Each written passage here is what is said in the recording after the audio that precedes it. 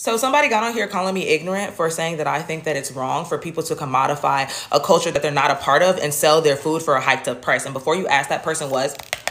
Okay, and I'm going to respond to this comment because I already blocked them. You're not going to stress me out. They went on to miss my point because that's what people are good at. They love to miss the point. She got on here and said, oh, well, since I cook Italian food, does that mean that I'm a gentrifier of Italians? Like, I guess we're not allowed to cook food from other cultures. No, babe. See, one thing about me, I know how to cook. Like, I actually know how to cook. I know how to use seasoning. And I like to cook foods from a lot of cultures because I'm such a foodie. But that doesn't mean I'm going to build a brick and mortar location and start selling food that's not a part of my culture for 100 times the price.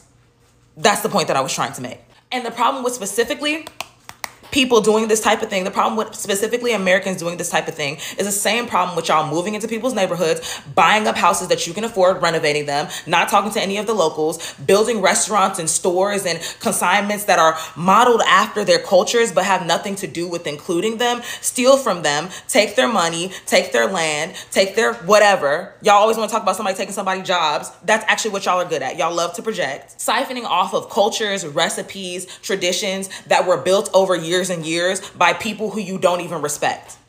That's what my problem is. So this is not just about an $8 cup of corn. This is about gentrification. Yeah, say it with me. Yeah, you need to read a book and get off TikTok. If you love Mexican food so much, why you don't just go patronize a Mexican business instead of making your own Mexican restaurant and then start charging 10 times the amount, lining your own pockets because of somebody else's culture? Why you don't make food that's based on your culture? The other thing is that, like, you can't even sit there and say that it's appreciation that you love Mexican food so much because y'all be making it wrong. Hence my point. Y'all love to throw some parsley and some microgreens on something. Y'all love to remix something and call it a different name, paying no homage to the people who stewarded these recipes and these traditions to begin with. That's my problem with $8 elote. That's my problem with $8 tacos. That's my problem with that.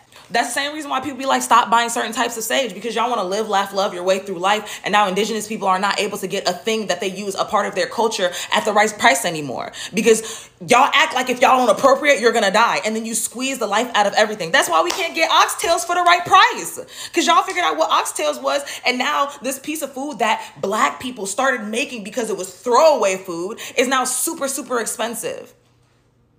But it's a part of these folks' cultures.